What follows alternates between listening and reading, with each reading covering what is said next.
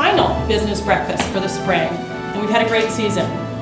As always, I'd like to thank the friends who make the program possible, and also the neighbors and community members who make this program possible.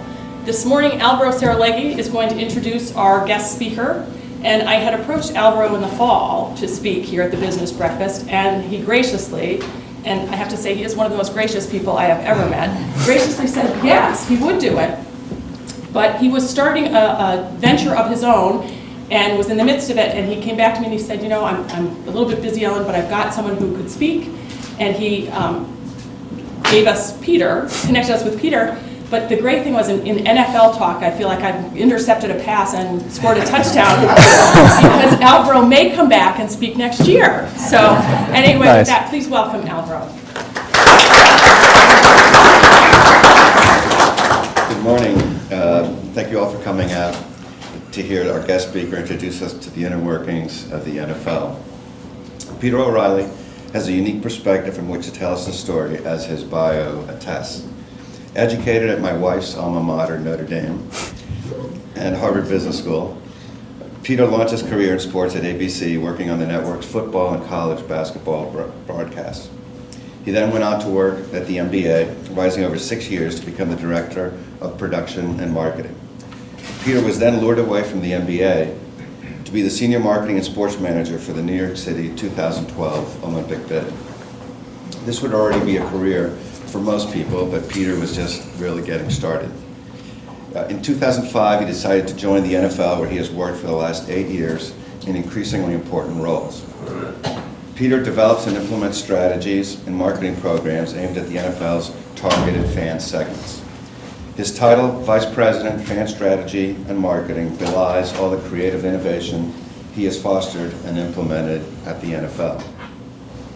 This list is long, but to give you a flavor, Peter has helped the marketing makeovers of individual teams, led the league's efforts to promote the game to the Hispanic community, and is bringing the NFL significant investment in safety, not only to the professional game, but to high school teams across the country. Peter also oversees the league's corporate responsibility initiatives, such as Play 60 to fight childhood obesity, Salute to Service to honor our troops, and the widely viewed Breast Cancer Awareness Month, which you've probably seen, where big men wear pink accented clothing. This is all in a day's work for Peter, who arguably has the broadest portfolio at the league, definitely puts in the most hours, and does it all with aplomb and grace. Peter O'Reilly.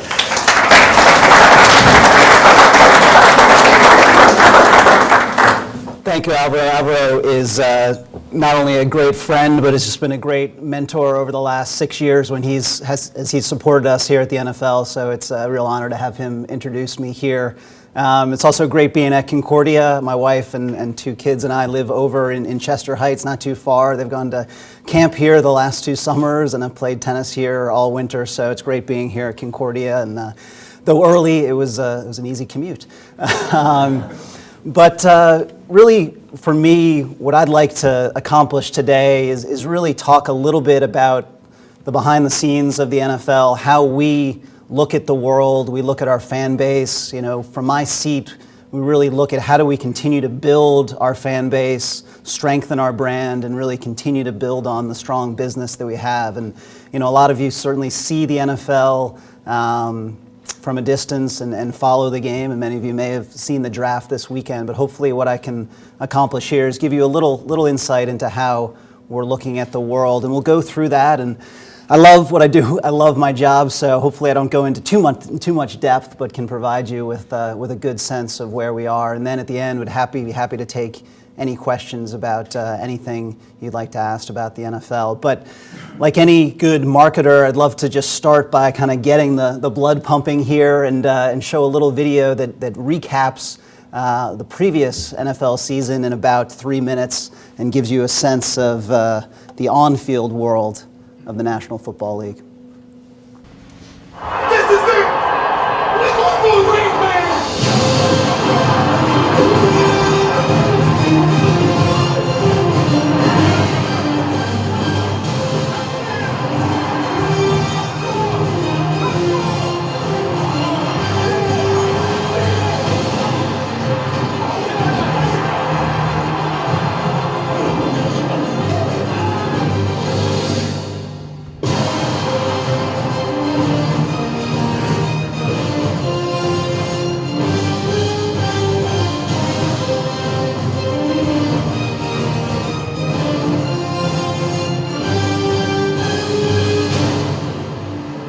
work you put in, the effort you put in, the way you fight, that's what makes you great. And we're on our way to being great. This is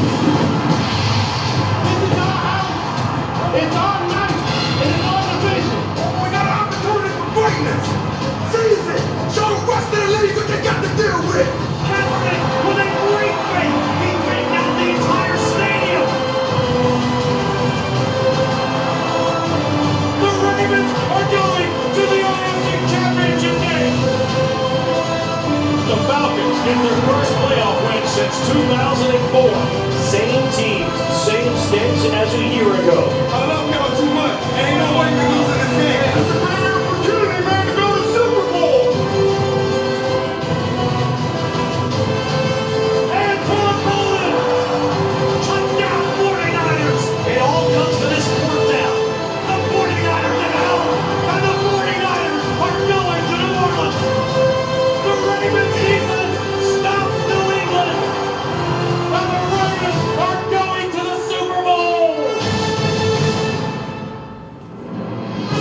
The Ravens, the 49ers, AFC versus NFC, brother versus brother, and it all collides today in Super Bowl 47. On touchdown, Ravens! Jacoby Jones, 108 yards! A massive outage of power in New Orleans Superdome has put this game on hold. We're going to win this game no matter how long it takes. No matter how long it takes. Drills one to the near side, Crabtree lands, stripped away, and Crabtree will take it in for a touchdown. Kaepernick's legs strike again. He's got a ball game now, look out. Now the 49ers Super Bowl will come down to fourth down.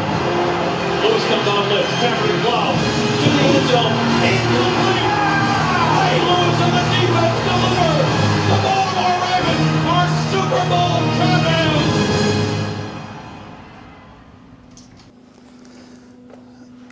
Okay, so that shows you a little bit of the work of one part of the NFL, which is NFL Films, which is our production arm down in Mount Laurel, New Jersey, who does an incredible job of capturing our game and the sounds and the essence of it and the intensity of it across the board. Really what I want to start out is, without being too chest-poundy or too self-congratulatory, really laying out a bit of the context of where the NFL sits in the landscape of sports. And that really starts with our fan base. We have 182 million fans over the age of 12 in this country. So a significant group that continues to grow and build on that large base every year. And when you look at the most popular sports in this country, by more than a 2-to-1 margin, fans across the country name the NFL as their favorite sport. And that's something that we don't take for granted at all. That was not always the case. As we've built over these past few decades, we've seen the popularity of the NFL grow. And this chart would be true of not only men in this country, but if you saw this chart for women or Hispanics or teens, the NFL's position versus its competition in the marketplace sits strong and sits at number one. And in a world where the television landscape has really become so fragmented, there are very few things in this country that bring people together like the NFL on a Sunday or a Thursday night or a Monday night. And as you see here, the average NFL audience for a game on one of those time periods is larger than the cumulative audience of each of the other major sports out there. So we like to talk about the NFL as really one of the last great American campfires, one of the last things that really brings people together, families together, to socially connect around the NFL, around entertainment. And that's something, again, we don't take for granted, and work every day across the year to make sure that social connection and the role of the NFL continues. And the Super Bowl, you saw it there with the Ravens hoisting the trophy, is that pinnacle of sport. And we've got 164 million viewers watching that game. It continues to build, and we've been fortunate to have some fantastic games. We'll definitely make sure that we keep the lights on next year in New York. Though it's crazy, but when you look at the top 4 most watched programs of all time. It's a Super Bowl, and if you put that half hour when the lights were out, that would be the 3rd most watched program of all time. So people stuck around and watched even when the lights are out to see how that would turn out, and it turned out pretty well, but we'll make sure they certainly stay on in New York. And for us, really, the core of our game is based on full stadiums and making sure that that energy in our stadiums during those games, the million fans who fill our stadiums on those Sundays and Monday nights and Thursday nights, are the lifeblood of our great game. Everything really emanates out from the energy that's coming from those full stadiums. So we work very hard and work across everything we do to make sure that that fan experience in the stadium is as good as possible. We know that the at-home experience continues to get better when you're watching on your big screen and you've got your, you can have your iPad or your phone with you to make that experience even better, and you can go to your refrigerator and get whatever you want. But there's nothing quite like being in that stadium during one of those games, and we, again, are very focused on making sure that that in-stadium experience continues to improve, as that is our lifeblood. And this chart is colorful and has quite a bit on it, but the takeaway that I'd like you to look at here is that our fans are incredibly engaged with the NFL. You think about, many of you think about the NFL around watching those games. These charts show you that the majority of our fans' time is spent away from watching games on television. It's a year-round love of the NFL, and that comes to life through online and mobile and playing fantasy football and listening and just seeking out content wherever it is. And it may seem like a lot of time, but our avid fans, those who are very interested in the NFL, are spending upwards of 13 hours per week consuming the NFL. They're committing significant amounts of time with the NFL and dedicating that. And that this pie continues to grow as more ways to consume the NFL, whether that's social media or otherwise, come through. And we know that NFL Shield is powerful, and fans love that shield, but we also know that passion that you have is for your local team or your favorite team. And, when we show this chart, another Bronxville resident, the commissioner of the National Football League, always tells us and tells me it's great that we have so many teams in the top 10 as the most popular sports teams out there, but until the NFL has the 32 out of 32, the most popular sports teams in this country, we won't rest. So you see a lot of the strong, classic, traditional teams at the top of this list here, but we work hard to make sure that all of our brands across all 32 of our clubs are strong and really resonate. So if we ask our fans what your favorite sports team is, we want not just 41% of them to say it's the NFL, but all of them to really gravitate to an NFL team as their favorite. And I mentioned women before, but sometimes people tend to think of the NFL as such a male-dominated fan base and male-dominated sport. But the stat that hopefully doesn't surprise you, but may surprise some of you, is that 45% of our fan base is female. A huge percentage of our fan base, a large percentage, a third of our avid fans are female. And we have such a large and growing female fan base who we're working to make sure they can consume the game in all the ways they want to, as well as you may see if you've watched us closely, creating a whole consumer products line that allows them to make the NFL and wear it on their sleeve in a way that they want to, as opposed to wearing men's smalls of days of past. So this female fan base, again, is strong and growing as a huge priority for the league. So that's the fan base, and that's the stat portion of what I'll talk about. But from a NFL brand perspective, these are the 3 words that in our mind define the NFL brand. It's really the filter that we use for every decision we make: intense, meaningful, and unifying. 3 simple words, but really we use them in every decision we make on a daily basis. Intense, that heart-pounding excitement that you feel really only when you're part of an NFL game and experiencing that. So many other sports deliver great experiences, but that intensity of our game, that heartbeat that comes through in our game is really unique. Meaningful, every moment matters in the NFL season, in the NFL year. that weekly rhythm of one game per week, where every game has some impact on playoff implications. You see the meaningfulness even this past week of the draft, the amount of attention that goes into one draft pick and the impact that that can have on the future of a franchise. So meaningful is critically important to what we do. And then unifying. Like I said before, there are very few things that are the social glue, either for a family or a small community or a city or the country or on Super Bowl Sunday, really the world. And that unifying piece is critically important. We know that not everything we do checks the box of each of these three words, but we work hard to make sure that they do. We work at things, we know today the Pro Bowl, our All-Star game, may not check each of these boxes. It may not be fully as intense as a Super Bowl or a championship game, but how do we work to make sure that it lives up to these three words in what we do? It really is that intensity. Ray won't be taking the field anymore, but that intense feeling when Ray takes the field and the game's about to start. That meaningfulness of something like the 12th man in Seattle, where it really has created this bond between the fans and the players and the team. The unifying piece, I didn't use a Lambeau leap here image, but this is the equivalent in Arizona of really that connection and that bond that exists between fans and players. And then that unifying feeling of sitting with 70,000 other people, some of whom are friends, some of whom are strangers, bringing together really all walks of society, but one thing, in this image connects them all, and that's the Pats.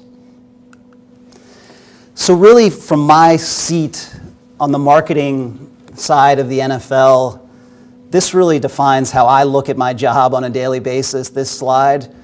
I'm a marketer, but I'm not sitting at Procter & Gamble or Unilever with a really large marketing budget and an ability to really control every way that my brand is connected with the consumer out there. Really, at the NFL, we control a thin slice on the left side of this chart in terms of how the NFL is communicated to fans.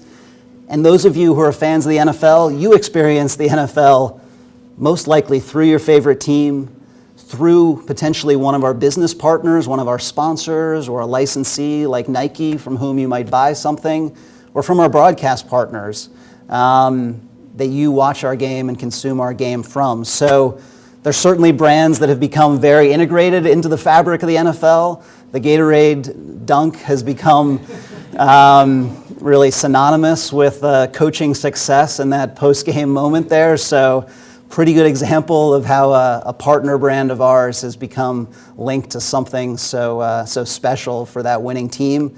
But then there are other partners, in that P&G family that I described, like a Tide, who is our official partner, making sure that, if they can wash an NFL jersey, they can wash just about anything.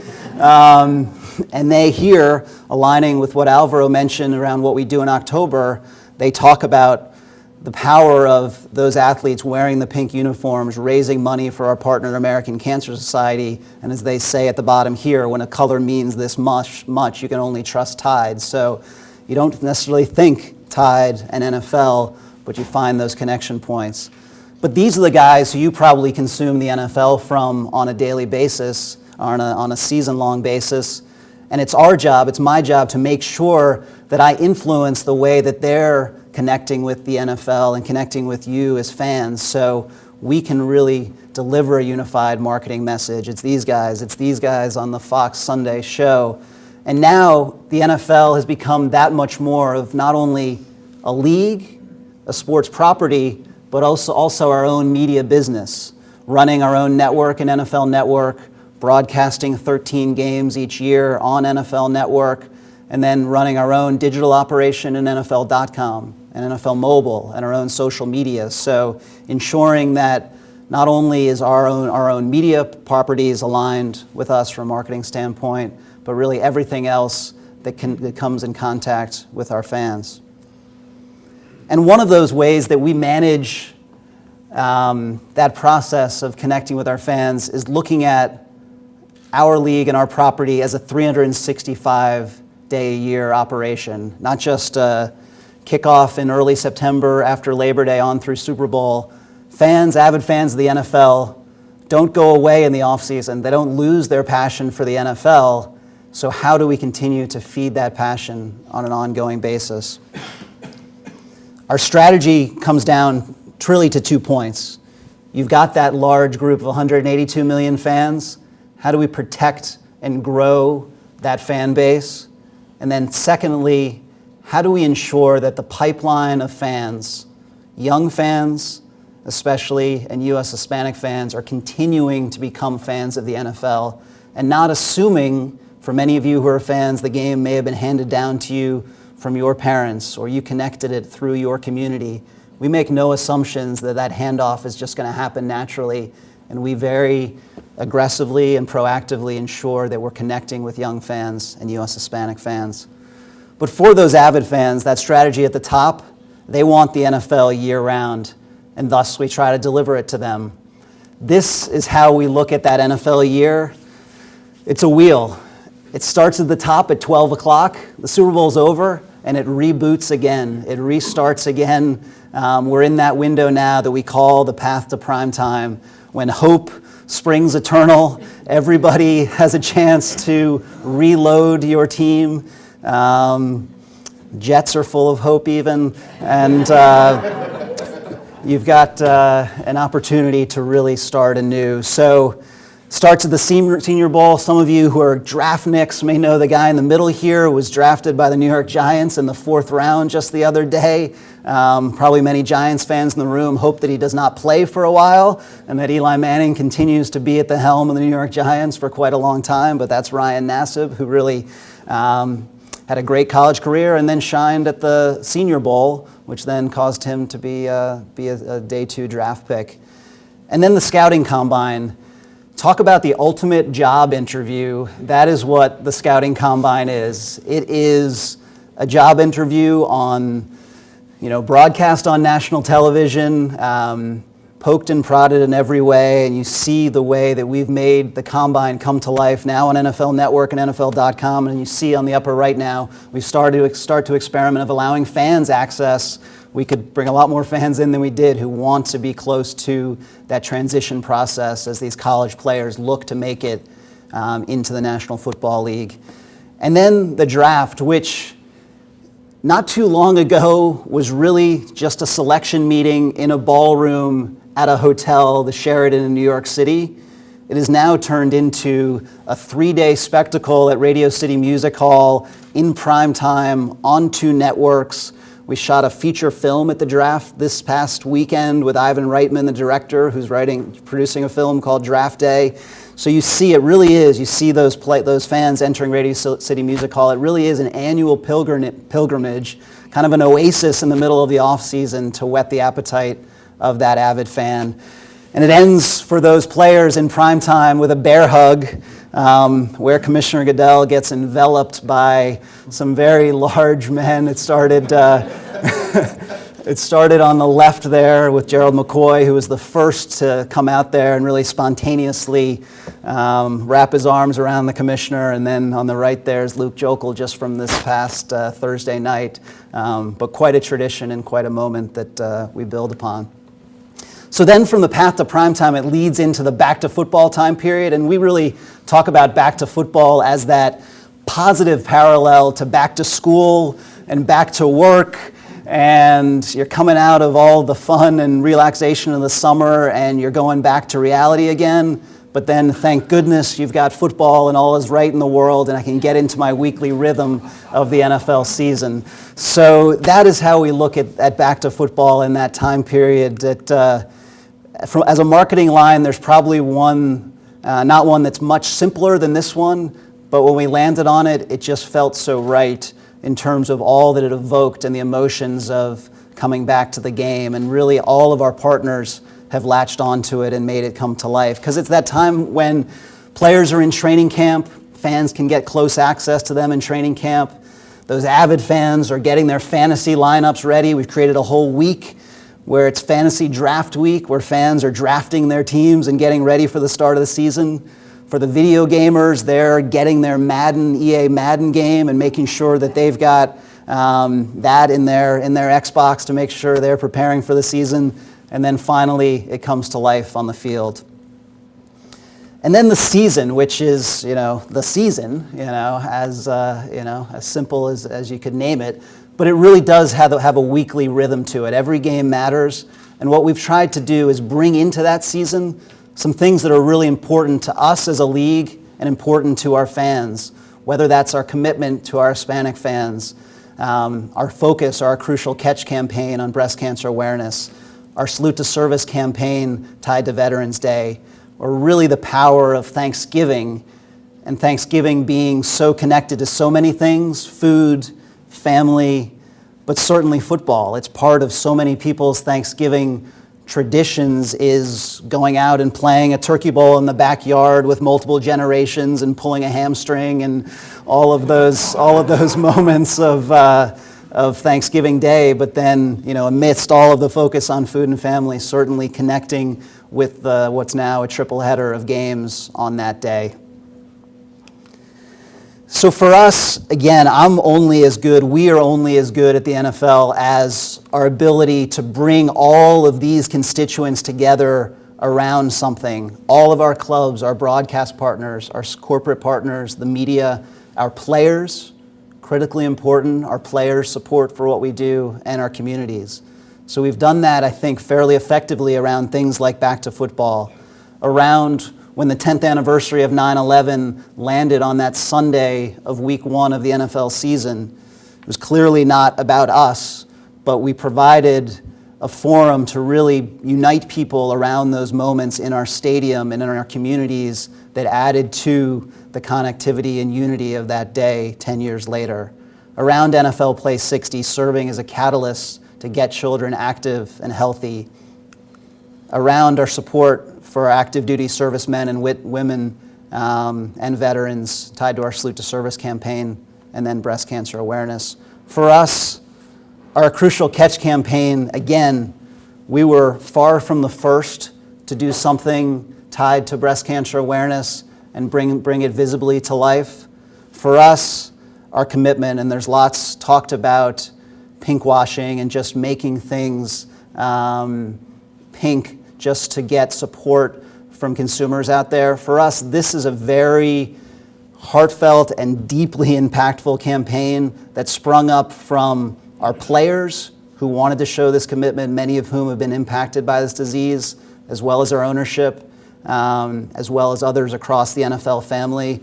And for us, yes, they're very visible elements on the field, but for us, the focus is on the impact we're having. Every single one of those items that are worn by our players and coaches on the field are collected, auctioned off, with every dollar going to support our partner, American Cancer Society, and those dollars going to hire health workers in the most underserved communities and those with the highest mortality rates. And those health workers are providing screenings to those women who would not normally have access to them. And we're proud of the now more than $5 million that the NFL has raised through that campaign, and the way that it has trickled down to the youth level, and the Pop Warner level, and the high school level. And you've seen those teams at a local level raising money in small denominations to support the same effort. And then we get into the crown jewel of our year after the rhythm of that season, and that is the postseason. Clearly the Super Bowl is the pinnacle, but really that entire playoff run is about as good a playoff experience as you can have. In the midst, as the kickoff to Super Bowl week, the Pro Bowl sits, and we continue to optimize and make the Pro Bowl better. But our Pro Bowl is the highest rated All-Star game of any professional All-Star game out there, and continues to be elevated, and you'll see more changes and improvements moving forward. Media Day, about as big a circus of media from around the world coming together to connect, certainly our serious media who are following the NFL, but really anybody who wants to connect with the frenzy of Super Bowl week is there. We've created an award show on the night before Super Bowl, NFL Honors, which is about honoring the best of our game for that year on a large stage and really in a premium way, and then the game itself on the field. And the last section that I wanted to speak to, and Alvaro and I spend quite a bit of time on this area on a regular basis, is what I mentioned before. Where are the growth opportunities coming from the NFL? Where are the areas that maybe not everybody across the NFL organization is thinking about on a daily basis, but where do we need to be focused to ensure that we have that fan base that's growing for the future. So it's that number 2, that bottom half of this chart that I showed you before. We know, and it's probably very intuitive, that if you become a fan of the NFL during your elementary school years, if you have a favorite team for whom you start to become passionate about during your elementary school years, there's a very direct and clear correlation between a lifelong avid fan of the NFL. So we spend a lot of time making sure that that young fan has unique ways to connect with the NFL, not just dumbing down the NFL or shrinking down the NFL for kids, but allowing them to connect with the game and connect with the sport in a unique way. One of those ways is NFL Play 60. And that, again, is not about simply playing football. It's about the importance of 60 minutes of physical activity every day in the NFL as a catalyst to get kids moving and active, boys and girls. And now this program is in more than 73,000 schools across the country, reaching more than 38 million children each year through these programs that give them access to the tools to be more active, refurbishes places to play across the country, and then provides incentives of players coming into school and moments across that year. And we've created an icon, for some of you who have seen our spots around this bus that is kind of magical and travels the country getting kids active and moving, and it's become quite an icon that both players are desperate to be a part of and kids love when it's rolling into their community. And then we've also thought differently and a little bit out of the box and said we need to go to where kids are engaged. And we've partnered with Nickelodeon to create an animated NFL series for kids that airs on their Nicktoons network. A group of young boys and girls who are love the game and in addition to being normal kids, have superhero powers to save the NFL from the evil Blitzbots. And they have, it's a property that we launched last year. It includes cameos from some of the biggest, animated cameos, from some of the biggest players across the league, and has quickly become one of the top-rated shows on Nicktoons Network, and is one that, again, as opposed to resting on our laurels, it's about going to where kids engage, connecting them in different ways that aren't bound by the X's and O's of our game, and give them new entry points to becoming fans. And the other group of fans that we are laser focused on are our U.S. Hispanic fans. This is by far the fastest growing segment of the overall population, and it's the fastest growing segment of the NFL fan base. Some would perceive the NFL to not have a large Hispanic fan base. The truth is we really do. More Hispanics watched this past Super Bowl than watched the last World Cup final. So there's a massive Hispanic fan base there, and yet we know we need to be more relevant. We need to be in every Hispanic community with NFL content in language, connecting with fans. So we do have a large base we're building on, 34 million viewers. This past Super Bowl was the most watched program ever in English or Spanish among Hispanics. And I showed you earlier that 10 hours per week stat that are avid fans. When a Hispanic fan becomes a big fan of the NFL, they're actually spending more time with us than a non-Hispanic fan. So huge opportunities for growth. And for us, it's, again, not resting on our laurels, not assuming that as Hispanics become more acculturated and connect with American culture, that they're simply going to connect with the NFL because it's the NFL. It's really about being focused on being in every major Spanish language media outlet, Univision and Telemundo and ESPN Deportes, and ensuring that we're connecting with Hispanic fans in a way that's relevant to them, that bridges them in many ways into American culture and the NFL, and doing that in ways that are smart and connecting that with our youth efforts. You know how much younger the Hispanic population is than the overall population, so it's making sure that our youth efforts are closely aligned with our Hispanic efforts. So you see everything that we're doing tied to NFL Play 60 and tied to our youth football efforts also tying into the Hispanic community as well. So for us, hopefully what you've seen as I've gone through, and hopefully not in too much detail, but you see that we're passionate about the NFL and wanted to speak through it. Everything really comes back to creating meaningful experiences for fans, doing that in a way that unites them and connects them more closely and brings through that unique intensity that is our sport.